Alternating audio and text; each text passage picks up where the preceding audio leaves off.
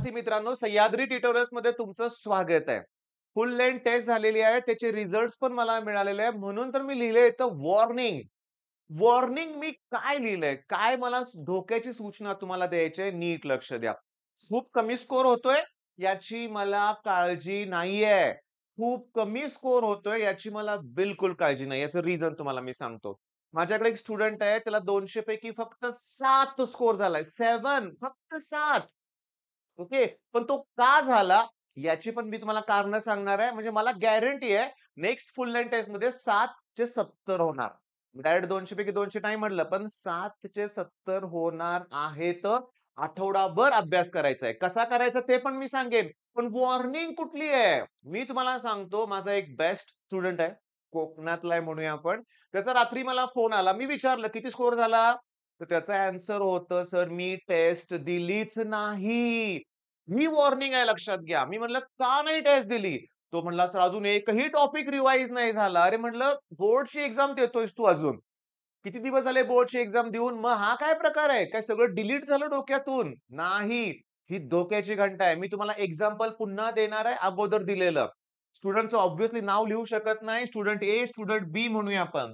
Student ए extraordinary, okay, extraordinary आणि student बी फक्त 70% चा स्टुडंट 10वीतला आणि हे 96 प्लस समजून घ्या. एक 70% स्टुडंट म्हणजे काय घेऊन बसलाय तुम्ही? पण जेव्हा गेल्या वर्षी पहिली फुल लेंथ टेस्ट झाली, ते स्टुडंट, ओके, ऑनलाईनचा स्टुडंट होता म्हणूया आपण. टेस्ट दिली का? नाही. का? सर भीती वाटते. अजून अभ्यास झाला नाही. कमी स्कोर आला तर? अरे येऊ दे ना कमी स्कोर, पण तू टेस्ट तरी दे ना. नाही दिली.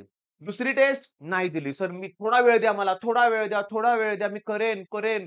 होईल माझ्याकडून. मी थोडासा मला होत आलंय, सम कंप्लीट होत आलंय. काही टॉपिक राहिलेत, 18च टॉपिक राहिलेत. सर आता 10च टॉपिक राहिलेत. नेक्स्ट दिलीच नाही कितीतरी फुल लेंथ टेस्ट आणि हे बिचारं मात्र देतंय, देतंय, देतोय फुल लेंथ टेस्ट. ओके. हां, पहिल्या फुल लेंथ टेस्टमध्ये 50 ते 60च स्कोर झाला होता याचा. पण त्यानं ते मान्य केलं. गोळ्या नव्हत्या मारल्या हे लक्षात घ्या. प्रामाणिकपणे टेस्ट दिली होती. एंड रिझल्ट सांगू का? एंड रिझल्ट या स्टुडंटचं 98 पर्सेंटाइल झालं होतं आणि या स्टुडंटचं 93 पर्सेंटाइल. तर तुम्हाला वाटेल 93 चांगलं आहे की नाही. स्टुडंट याचं 99 पर्सेंटाइल यायला पाहिजे होतं. मग काय चुकलं? काय चुकलं सांगा? टेस्ट टेस्ट दिल्याच नाहीत. टेस्टला घाबरला. टेस्ट काय करू? कसं करू? मला ह्या प्रश्नात तो पडला होता स्टुडंट. पण मी तुम्हाला सांगतो यानं शेवटपर्यंत माझ्यावर विश्वास ठेवला होता आणि मी तुम्हाला सांगतो, की हा रिझल्ट आहे माझ्यासाठी इम्पोर्टंट. हां, माझ्याकडं सांगतो क्रॅश कोर्सचे 100 पर्सेंटाइलची पण मुलं आहेत. 99.99 ची पण मुलं आहेत. पण मी तुम्हाला सांगतो, ते ते पडणारच होते रे त्यांना मार्क तेवढे. ते करतच होते ना. ते एक्स्ट्राऑर्डिनरी स्टुडंट होते. मी तुम्हाला सांगतो लक्षात घ्या, जे खचलेले स्टुडंट आहेत, ओके, जे घाबरलेले स्टुडंट आहेत, त्यांना इथपर्यंत नेणं हे महत्वाचं आहे. आणि हे कशामुळे पॉसिबल झालं? नाही माझ्यामुळेच झालं, मलाच जॉइन झाले म्हणून झालं. नाही. माझं ऐकलं, टेस्ट दिल्या. बरं आता इम्पोर्टंट आहे. आता इम्पोर्टंट आहे. महत्वाचं आता मी बोलणार आहे लक्षात घ्या. काय करायचंय इथून पुढे ते. आता ही जी टेस्ट झाली ना, ही जी टेस्ट झाली. बघा आता हा लाईफचा टर्निंग पॉइंट ठरणार आहे. मी स्वतःहून खूप एक्साइटेड आहे. कोणत्या गोष्टीसाठी? सांगतो. सर व्हिडिओ सोल्युशन द्या. मग मी तुम्हाला सांगतो YouTubeवर मी बघा, मला माहिती आहे मी सुद्धा व्हिडिओ सोल्युशन्स दिलेले आहेत पर्टिक्युलर काही टेस्टचे. मग माझं एक प्लस पॉइंट काय, की मी दरवेळेस इम्प्रूव्हमेंट करतो. काहीतरी बदल करतो. म्हणूनच गेली 23 वर्ष मी टिकून आहे. हां, टिकून आहे. आणि सगळ्यात महत्त्वाचा माझा प्लस पॉइंट काय आहे, की मी बाकीच्यांच्याकडे लक्षच देत नाही. कोण काय करतंय, कुणाचं काय चाललंय. मी भला आणि माझं काम भलं आणि मला माझ्यात इम्प्रूव्हमेंट करायची असते. आणि माझ्या प्रत्येक विद्यार्थ्यानं माझ्याप्रमाणेच विचार करावा अशी माझी इच्छा असते लक्षात घ्या. आपल्या प्रगतीकडे लक्ष द्यायचंय. त्याचा स्कोर किती झाला मला काय करायचंय? म्हणजे त्याचे व्ह्यूज वाढतायत, माझे कमी आहेत. अरे काय कसला मूर्खपणा आहे हा? सांगतो मी कुणालाच माझा कॉम्पिटिटर समजत नाही. जे चांगलं वाटतंय त्याला मी नेहमी प्रमोट करत आलो YouTubeवर. आता विषय भरकटत द्यायचा नाहीये मला. मेन मुद्द्यावर यायचंय. काय करायचंय आपण ते सांगतो. काय बदल मी करणार आहे. आणि समजा माझ्यामुळं आणखी 2-3 युट्यूबरनी जर हा बदल केला, तर चांगलंच आहे. का मी असं म्हणू, सब मुझे कॉपी करते है, सब कॉपी कॅट है. हेही चुकीचं आहे. जे चांगलं आहे ते सगळ्यांपर्यंत पोहोचलं पाहिजे. आणि मला वाटतं हे चांगलं आहे, पण तुम्ही पण सांगा, मी जे आता करणार आहे ते योग्य आहे का? सांगतो. टोटल 150 क्वेश्चन्स आहेत. टोटल किती क्वेश्चन्स आहेत? 150 क्वेश्चन्स. फिजिक्सचे 50, केमिस्ट्रीचे 50 आणि मॅथ्सचे 50.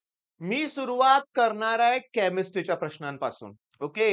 मग माझं टार्गेट काय आहे? मी क्लिअरली सांगतो, लक्षात घ्या, की या 150 या कन्सेप्ट्स आहेत.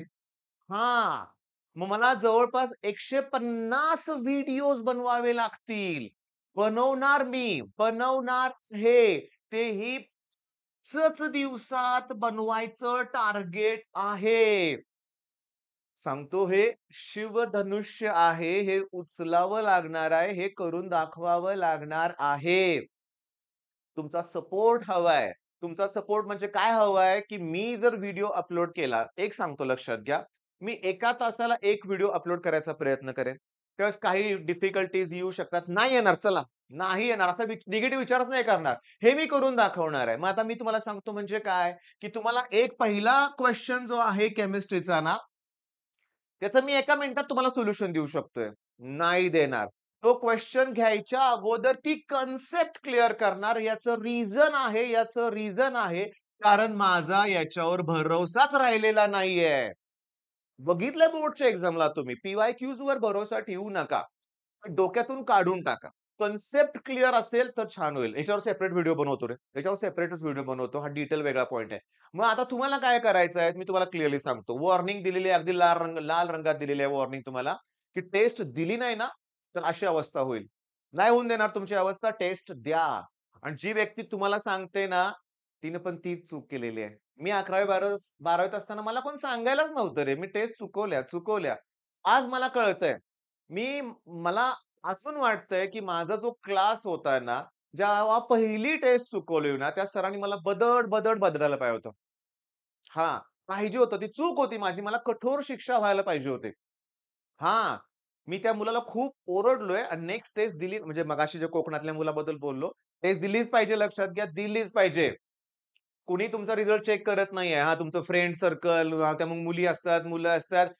त्या गोष्टीचा विचार करू नका. तुम्ही तुमच्या रिझल्टवर फोकस ठेवा, लक्षात घ्या. कमी पडलेत ना, पडू दे. 200 पैकी 7 पडलेत ना, प्रामाणिकपणे लिहिलं ना, गोळ्या मारल्या नाहीत ना, पण कळालं ना, पण आपण घाबरतोय ते. आणि ऐन सीईटीत असं झाल्यावर काय करणार? म्हणजे मुद्दा तुमच्या लक्षात आलेला आहे, की आता आपल्याला हे टार्गेट ठेवायचं आहे हे. ओके. मग आता मी काय म्हणतोय बघा. हे केल्यावर काय होईल? तुमचा स्कोर जेवढा आहे टेस्ट 1 मध्ये, टेस्ट 2 मध्ये नक्कीच इम्प्रूव्ह होईल. होय, होईल. पण मी समजा टेस्ट 2 एकदम टफ काढली तर? तरी होईल इम्प्रूव्ह. कारण आता कॉन्फिडन्स आलेला आहे तुमच्याकडे, लक्षात घ्या. आणि हा कॉन्फिडन्सच तुम्हाला पुढे घेऊन जाणार आहे. ठीक आहे? मग हा व्हिडिओ थांबवतोय इथं मी. नेक्स्ट व्हिडिओची वाट बघा. प्रत्येक तासाला व्हिडिओ येत राहणार आहेत. तुम्हाला बघायचे तर आणखी सगळ्यात महत्त्वाचं, मी शिकवत बसणार नाहीये, तुम्हाला करायला लावणार आहे. मी तुम्हाला करायला लावणार आहे. मला बिलकुल मॅरेथॉन लेक्चर आवडत नाहीत. मला बिलकुल लाईव्ह मधला टाईमपास आवडत नाहीये. ओके. पण जे करतायत त्यांच्याबद्दल माझा काही राग नाहीये. ओके. मुलांना आवडतंय. ज्या मुलांना आवडतंय ऑब्व्हियसली ते बघणार आहेत. त्यांना मी कसं म्हणू, की बघू नका म्हणून. पण जे सिन्सिअर स्टुडंट आहेत ना, त्यांना माझा प्रामाणिक सल्ला आहे, की नुसतं बघून होणार नाहीये, स्वतः करावं लागणार आहे.